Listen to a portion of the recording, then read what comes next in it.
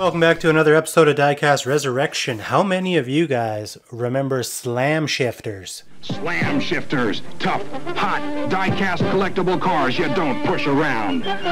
I was just a fetus when these things came out. Actually, these things came out the year I was born, 1982. This car showed up in a box of project cars I purchased a few months ago, and I wasn't quite sure what it was, because it's got this kind of a little bit of a port in the back here where I thought something would plug in. It plugged into something. So I asked you guys on Instagram, you know, what this was about, and a bunch of people came back and said, hey, that's a slam shifter. And I'm like, hell yeah, what's a slam shifter? So I looked it up, and yeah, it's pretty cool. 82, 83, 84, you get slam shifters, and they would kind of plug into a launcher that had like a Hungry Hippo kind of thing, and you pop them, and they would fire off, and they'd either race on a track, or you could race them right on the floor. There was even a Dukes of Hazzard racetrack.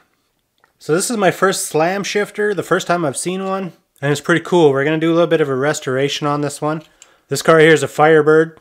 We're going to make it look a little bit more like a Trans Am. I'm going to change the style of the bird. I got a couple other decals for this thing. We'll clean up the rims. I got a little split in the tire I'm going to have to glue. But yeah, we're going to do a little bit of a restoration on this thing, get her looking pretty. And then hopefully one of these days I can find one of those little slam shifter launchers and we can give this thing a shot. Because slam shifters, you don't push them, you slam them. You don't push them, you slam them. Am I right?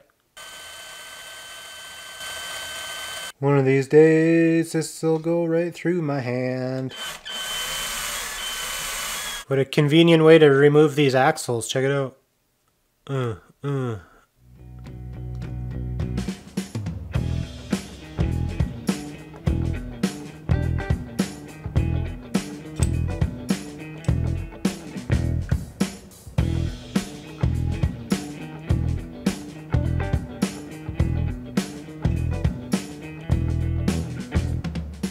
Check out this casting.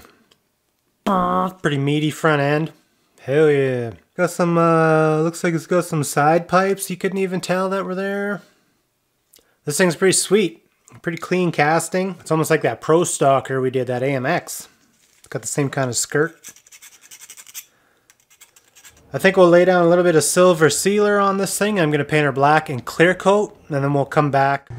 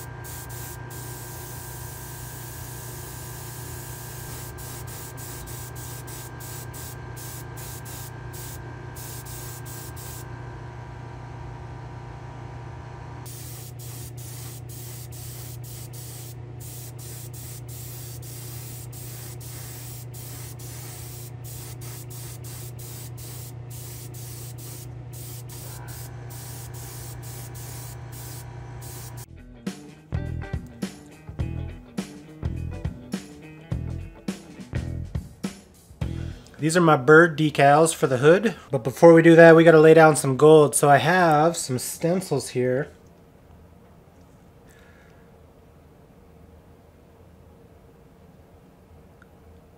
If I remember correctly, the vinyl that I'm using here is the kind that really likes to leave glue behind. So hopefully that's not an issue in today's video.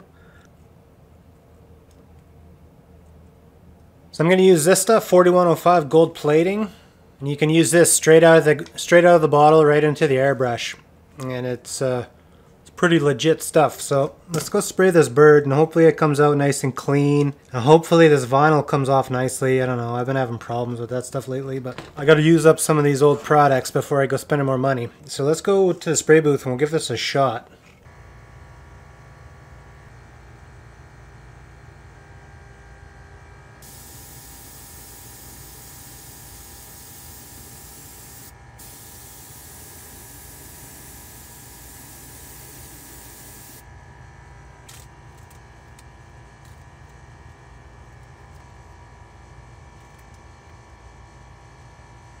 That stuff definitely goes on nicely, really easy to spray. And here's the sketchy part. Sweet. That actually worked out real good. I was a little bit concerned, but yeah, that vinyl released no problem. I got a couple little pieces in between the tail here. It looks like I got to pry out with my little tool. So I'm going to try to do our Trans Am lettering in gold as well. So I've been kind of struggling a little bit trying to do the bandit style pinstriping, because it's just so darn small. I thought maybe I would use this nail tape, but it's a little bit too bright, a little bit too gold, and maybe a little bit too big. So I had to think outside the box. This is what I came up with. I painted some of my older vinyl strips, so I wonder if wonder if this is gonna work. As you can imagine, they're kind of sticking together, but let's see if we can make these work.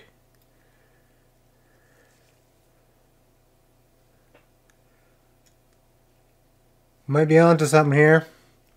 Painting vinyl strips could be a thing, but I bet you if I looked hard enough I could probably find some gold, like metallic vinyl. I don't know how this is gonna go, but we're gonna try some things out here. See if I can make this work. And I'll try to do all this bandit striping the best I can. That.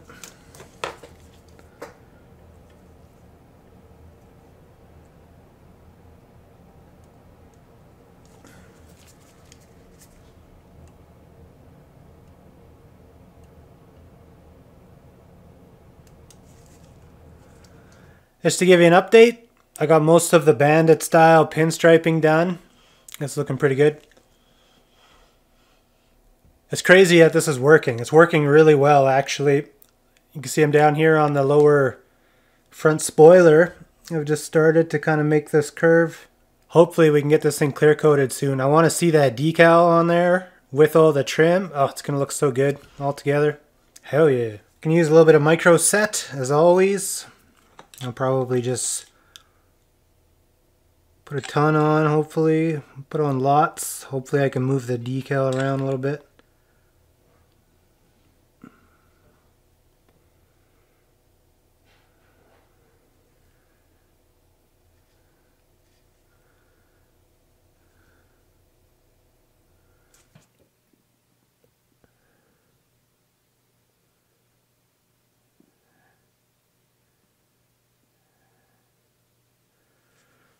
Alright, our little Trans Am is looking great. So I think I'm ready to go clear coat this thing. I'm kind of scared to touch it, actually, with all that extra vinyl we got on there. So I'm going to get that handled, and then we'll be able to start working on that glass, get our windshield fixed up. Oh yeah, this is going to be amazing. I hope.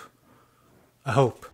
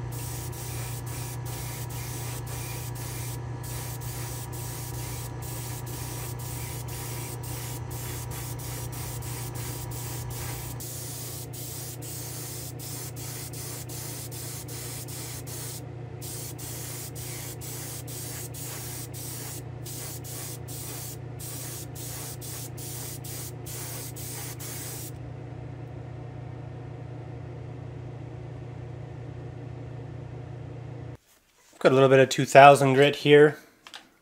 We're just going to go through and get this windshield as nice as possible. At first I thought this was just black plastic, but it's actually tinted, so that's good. The body looks really good. It's super glossy. Took me a little bit of time to get all those little pinstripes on there, but hopefully it's worth it. I think it looks pretty sweet.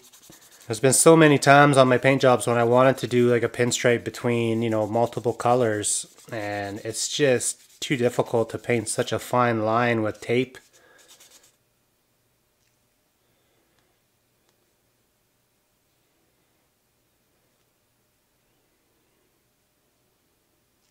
Give you the preview of our paint job here.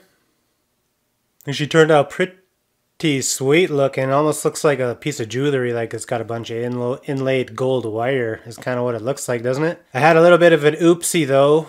You might be able to see a couple little sparkles throughout the paint. Since immediately before I clear coated this, I sprayed the gold bird, there was a little bit of gold remaining in the airbrush that didn't get cleaned out 100%. So throughout the paint job, there's some gold sparkles happening, which was completely accidental, but they're sealed in there now, so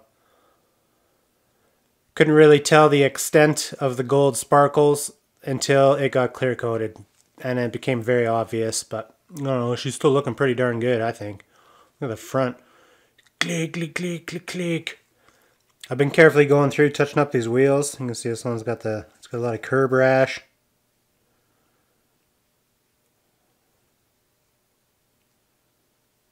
I'm going to go put this in the paint oven, cure these wheels, and then I think we're good to go on the assembly because the glass will be dry at that point, so stay tuned.